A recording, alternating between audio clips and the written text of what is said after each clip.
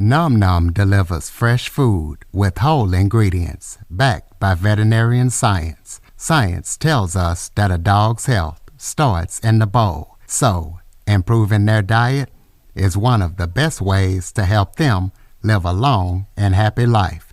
Nom Nom's food is full of proteins your dog loves and the vitamins and nutrients they need to thrive. All you have to do is order, pour, and serve. Ready to make the switch to fresh? Order Nom Nom today. Go to https://trynom.com/curveball and get 50% off your first order plus free shipping.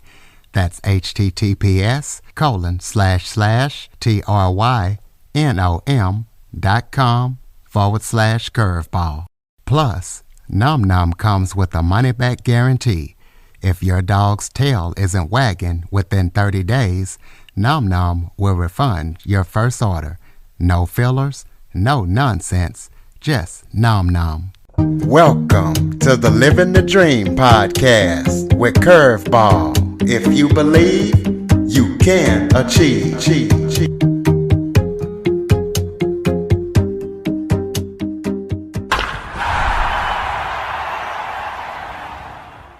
Welcome to the Living the Dream with Curveball podcast, a show where I interview guests that teach, motivate, and inspire.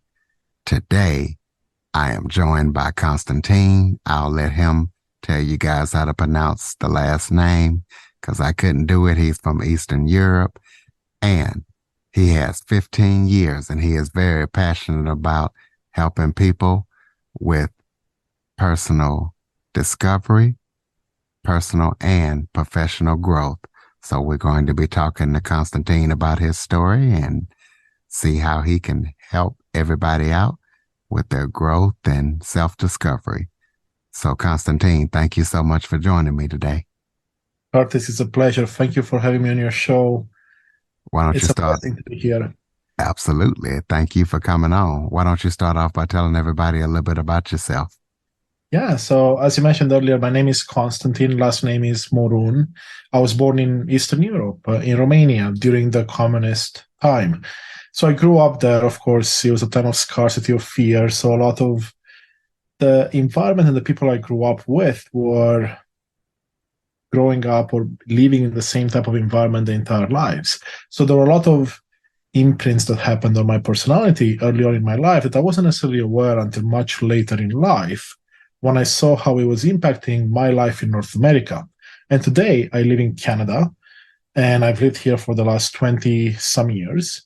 And I've been blessed to get a degree in Canada. I have a mathematics degree, go into the corporate world, but also balance entrepreneurship. And like yourself, I'm a host of a podcast, but I also specialize a lot in helping people follow their hearts, find joy and fulfillment in whatever it is that they do, and also come alive, which is really what most of us want in this life: to feel alive, feel joy, to feel fulfillment. Well, tell the listeners how your personal journey and your growth and all of that good stuff has helped you in your professional life. But basically, tell us, what is your story? Yeah, absolutely, Curtis. So my story, as I said, I came to Canada when I was 17.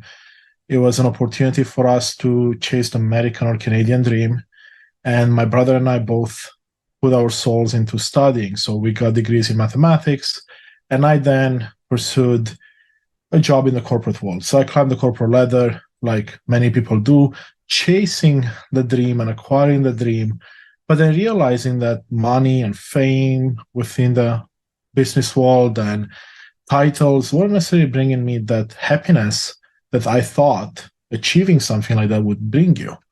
Sure, I had a nice house, a nice car, a loving family, but deep inside, I felt empty. I felt like something was missing. And that's when really I started thinking about, okay, well, there must be more to life. There must be more to what we can contribute to this world and find out our joy and fulfillment, like I mentioned earlier. So my journey with personal transformation started in my college years when I was challenging old limiting beliefs that came with me from Eastern Europe. But then it never really stopped. If anything, my journey with transformation, self-discovery, got better and better as the years progressed, as I understood myself better, as I understood others better. And it helped me not just in my personal life, but significantly in my professional life, because I can foster better relationships by being more authentic, more vulnerable, by also coming from a place of love. So showing up with compassion and empathy with my colleagues or the customers I work with or anyone in between. Well, how does spirituality play a role in your journey? That's a great question, Curtis. And spirituality means different things for everyone, right? Everyone has their own definition, and that's perfectly fine. Now, I grew up as a Christian Orthodox in Romania, and my family wasn't overly religious, but we went to church a few times a year, or more often sometimes. When we moved to Canada, they kind of stopped, and I was more agnostic than anything else. But then when I was in my mid-20s, I stumbled upon this alternative healer through my family.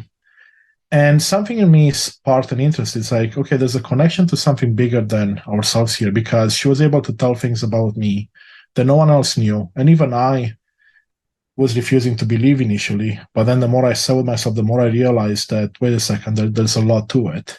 And it sparked an interest in looking outwards to see, okay, what does this connection to everything else mean? Is there a God? Is there a universe, a higher force here?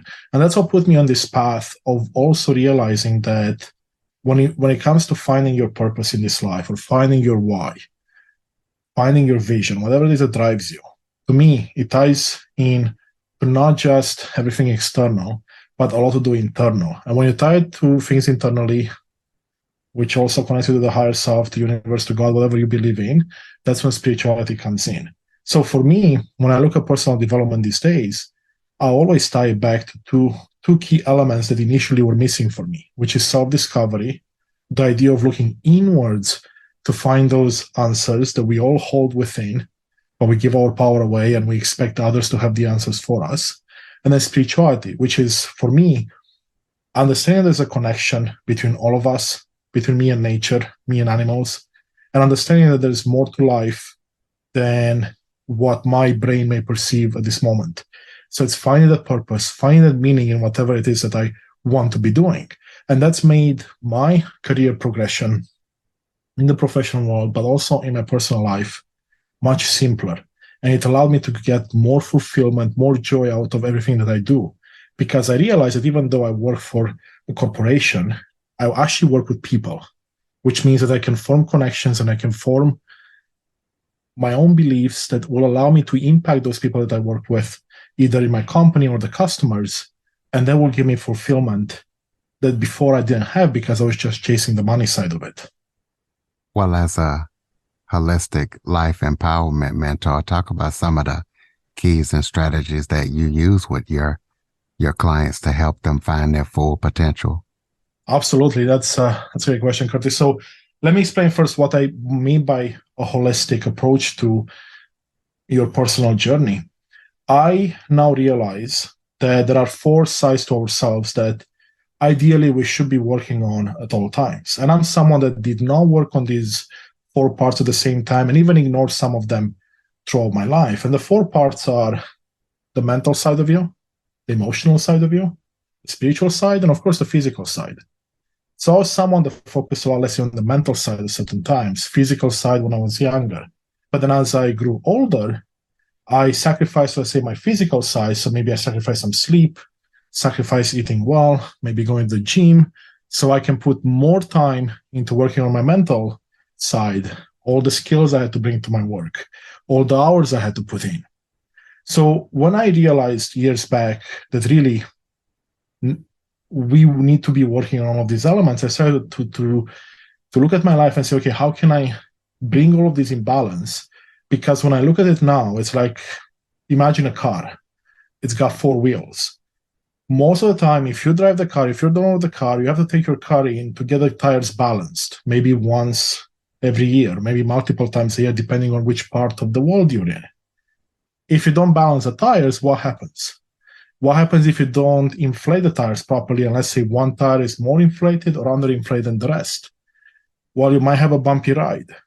You might not even get to your destination, or you may get to a completely wrong destination because your tires are not aligned. And that's how I look at this as well. If, let's say, my emotional side of me is not balanced with the rest, because I'm not someone that likes to deal with my emotions, then it's going to impact my life. And then, of course, it impacts the life of those around us. So a framework that I use with the people I work with, these are people either in my professional life, so in the corporations I work with, or in my personal life, is essentially a 6-step framework that allows someone to take a programmatic approach to changing anything they want to change in life.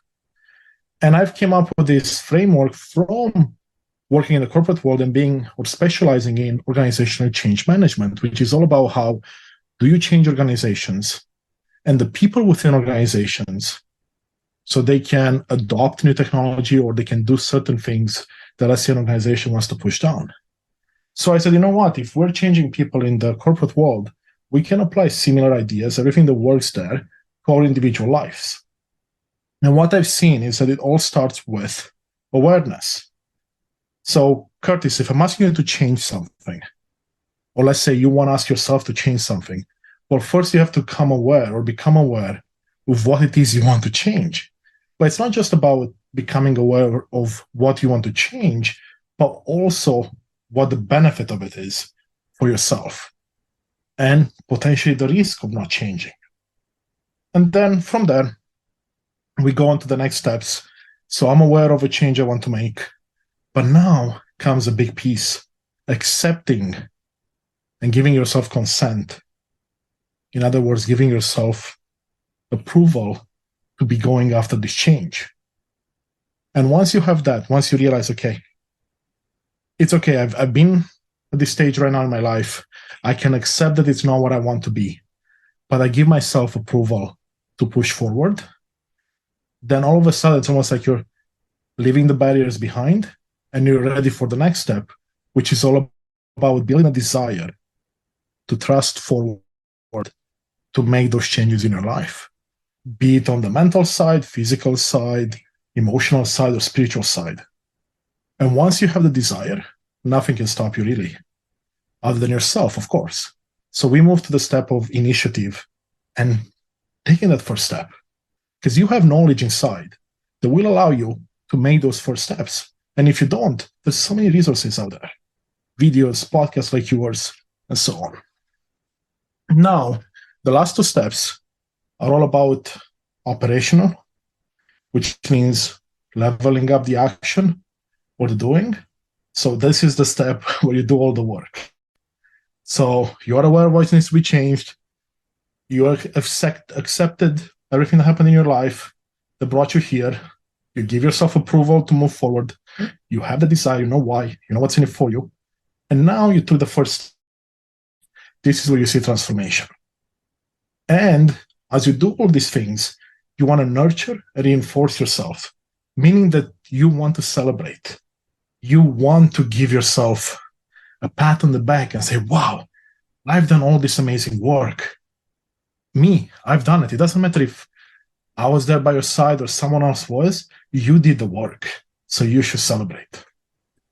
Okay, well, real quick, this is a little bit off topic. You actually work for Microsoft, so tell the listeners what you do and what it's like to work at Microsoft. So at Microsoft, I'm a technology specialist. I work with artificial intelligence. So I work with large customers on new technology, but also, like I just mentioned, organizational change management. So I work with them to devise a strategy similar to the one I just mentioned to you, but not to change individuals, but rather groups of people. So that's what I specialize in my professional life. Okay, kind of tell the listeners about your experience in growing up in Eastern Europe and how that played a role in making you the person that you are today. Yeah, that's such a great question, Curtis. And my experience growing up in Europe, I didn't know any better when I was young, right? I mean, my parents were from there, my grandparents were from there, and I was shielded from all the negativity and things that were happening in the world. But it was a time of fear, a time of scarcity. Before the revolution that happened in 89, 90, the country was in a tough spot. So people didn't have much to eat, much to do anything, right? I was about 7 years old when the revolution started. I do remember the times when we had to hide in, let's say, a closet or a bathroom that had no windows because there were tanks in the street or people shooting guns. And even though I was 6.5 at the time, I could still remember the noises and the fear that my parents and my neighbors had. And even though I didn't necessarily think that something like that would impact me, I realized much later in life that everything that we go through in our childhood would stay with us, or can stay with us, and it can impact our lives. Now, in the time, I also learned a lot of behaviors that later on did not serve me as well. So, for example, in Eastern Europe, it's very common to have a fixed mindset, meaning that if you make a mistake, Curtis, well, you likely will be punished or you'll be put down for it, which means that, I'm someone that if I made a mistake, I would either want to hide it or beat myself up and say, you know what, that's not good, it's bad, I'm stupid, whatever the case may be, which isn't necessarily very different than many other parts of the world. But it's important to know that when we do that, and I didn't realize until later in life as well, what happens is we set up behaviors within us that will impact our ability to do well in other parts of life, like school and jobs and relationships with people and you name it. So I grew up with, let's call those limitations, but I also had a lot of amazing things that were being taught to me. So, for example, love, compassion, because I did have a good family life. I did have loving parents and grandparents and friends. And I took all of that with me when I moved to Canada. And as I said, there were a lot of aha moments for me throughout my later teens and 20s and 30s that allowed me to be what I am today. I realized that a fixed mindset was something that was holding me back. And actually, when I joined Microsoft about 6-7 years ago, now is when I truly understood what a growth mindset is. It's this idea that everything that you've done in life, every mistake you've made, let's call it that, or every time you failed, every time you fell down, it's an opportunity for you to learn from it and celebrate whatever successes you had along the way as well. So in other words, I went from being someone that was trying to hide mistakes, for example, or try my best to not make any mistakes, to someone that didn't care if mistakes showed up along the way, because the reality is nothing is perfect. Mistakes will happen. And while we don't have to celebrate every mistake, we can celebrate the fact that every mistake, every time we fell, every time we failed, was an opportunity to learn.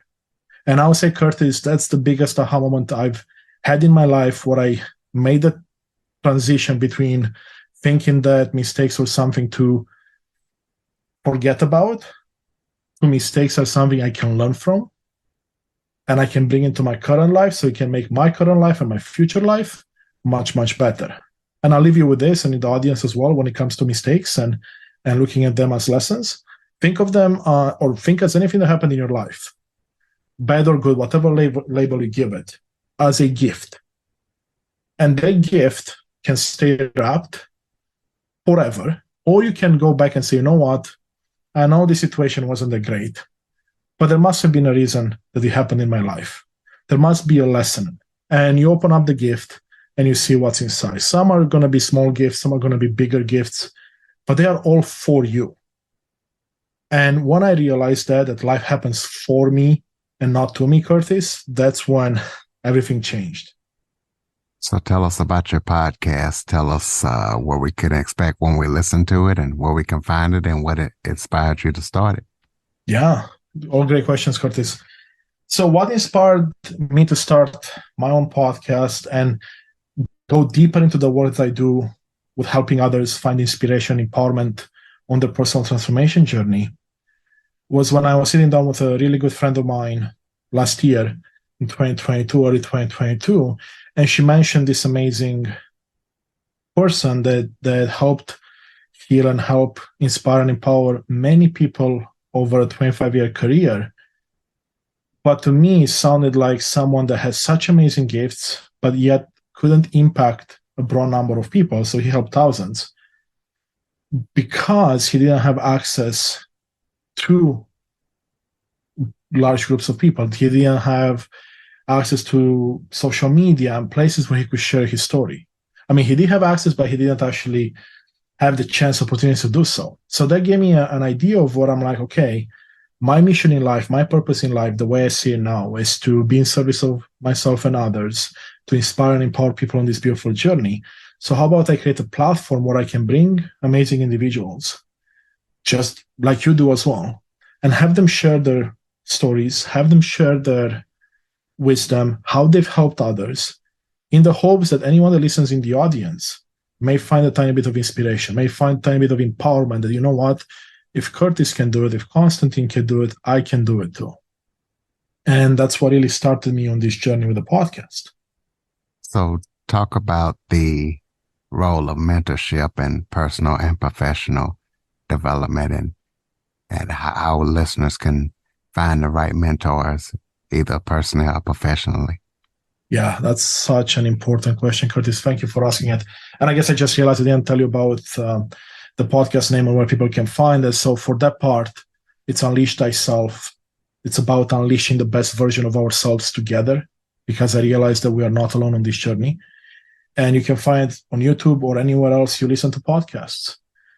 Now, to answer your question about mentorship, I'm someone that has always been blessed to be able to mentor or coach others, be it when I was in school and I was a math tutor or a physics tutor, you name it, to when I moved into my professional life, or when I did my entrepreneurial adventures. I was a poker coach at one time, soccer coach throughout my entire life. And what I didn't realize while doing that initially is how much I was getting out of the exchange of helping people out, of mentoring people. So that's the first step of it. Realize that if you mentor someone, you're not only giving part of you, you're actually getting a lot more in return. So when it comes to seeking a mentor or a coach, it can be anyone you work with, it can be someone in your life, it can be someone that's a step ahead of you or 10 steps ahead of where you want to be. And all you have to do is reach out to them, because a lot of people want to help, but they want to be invited in to help. So when I started on my path in school and in professional life and whatnot, I was always waiting for people to offer to mentor, and I wasn't actually going for it. And if I could go back to my younger days, that's one piece of advice I'll give myself. It's like, hey, you see someone you admire, you see someone that you look up to, someone that is a few steps ahead of where you are now and where you want to be. Just say, hey, I love what you do. Can you spare a few minutes, maybe every month, to have a conversation with me so I can learn from you? And chances are, most people will say yes. But when I started realizing that I can walk up to my coworkers or friends or even acquaintances, people that I looked up to, and ask that question, it became very clear that people want to help, but not everyone knows how to initially, or not everyone knows that they can lead with that.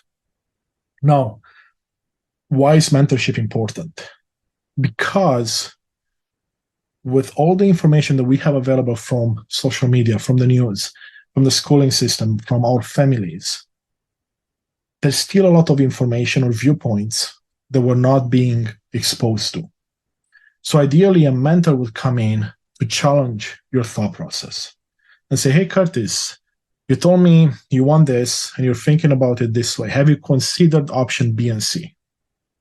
So all of a sudden, a mentor can help you see the things that you can't see yourself, either because you might have your blinders on or because that's all you know. There is a famous saying in at least in my professional life that I hear people use all the time. It's like, you don't know what you don't know.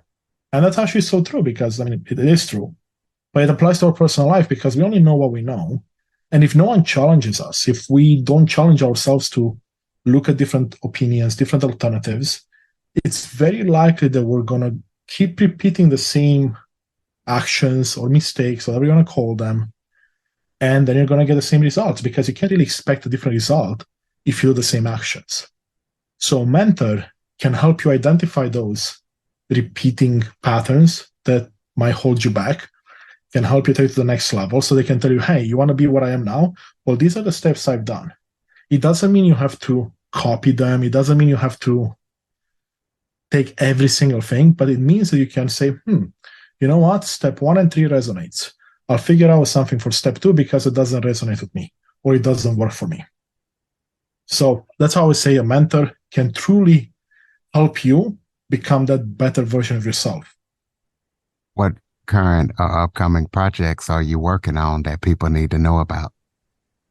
So outside of my professional work and the work I do on the podcast, I do post a lot of content on social media. So you can go to my LinkedIn, which is Constantin Morun.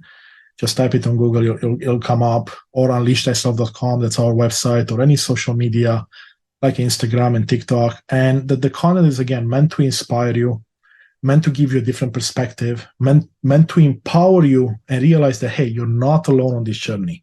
Because, Curtis, one of the things that you and I haven't had a chance to talk about right now, but I think it's important to mention, is this idea that we are all struggling with things in our lives. And some are smaller challenges, some are bigger challenges. And in my entire life, leading up to, let's say, the last few years, I thought that the challenges I was experiencing were somehow unique to me. And of course, some of them were unique to me, but a lot of them were not, which meant that I could have reached out sooner to people to get help on those challenges, such as depression, which is something I fought for about 8 months last year, and I pulled myself out of it. But I realized that 8 months could have been a lot shorter had I reached out to people, had I allowed people to come into my life, had I asked the question, why am I feeling this way? What actions can I take? And what I'm trying to say with all of this is that whatever you are going through, it's very, very likely that either someone else has gone through it already and may have part of the solution for you, can help you get out of whatever challenge you're going through. And even more importantly, I would say, is there are other people, maybe in your immediate life or beyond, that are struggling with a challenge that you've already overcome. So that's your opportunity to become a mentor, or your opportunity to become someone that shares that. And now you're impacting someone's life for the better. So imagine a world, Curtis, in which all of us, of course, we go through our challenges, we overcome them. And as we overcome them, we start sharing with those around us and start telling people, you're not alone. Because truly, you're not. I'm here, I can help you. And when I say help, it's not like I'm going to do the work for you, but I can guide a bit. I can give you some inspiration, give you some empowerment that you can do this as well. Well, you already gave out the website, unleashthyself.com. So close us out with some final thoughts. Maybe if there's other topics that you want to hit that I didn't touch on, or just any final thoughts you have for the listeners. Yeah. The one final thought I would have, Curtis, and again, thank you for giving me this opportunity to share this, is this idea of following your heart. And when I first heard about that years ago, I thought it was woo, I thought it was a bit crazy, or it was a bit out there, right? And the more I sat with it, the more I realized that what society has groomed us to be, schooling, parents, it was based on what they know best and what they knew best, right? Be it in Eastern Europe where I grew up, or North America after I moved. But truly, you are the only one that holds that knowledge and power of what it is deep within you and what it is that makes your heart smile.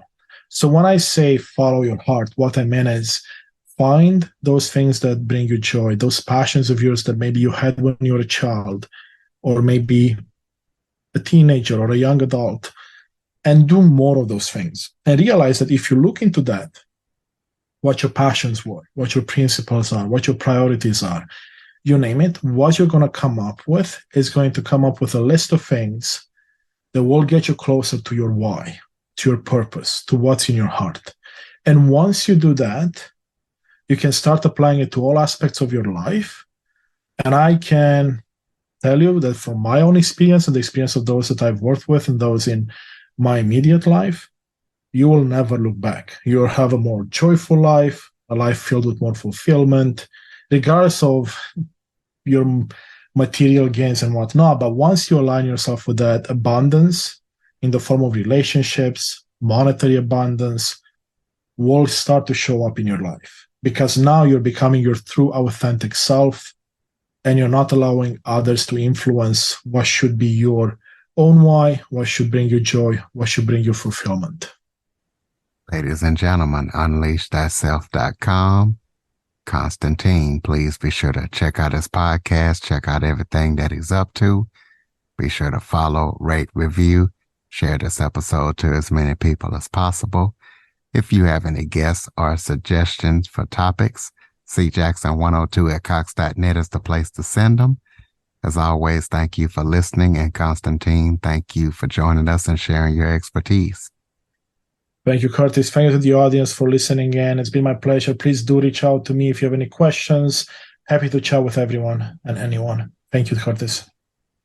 For more information on the Living the Dream podcast, visit www.djcurveball.com. Until next time, stay focused on living the dream.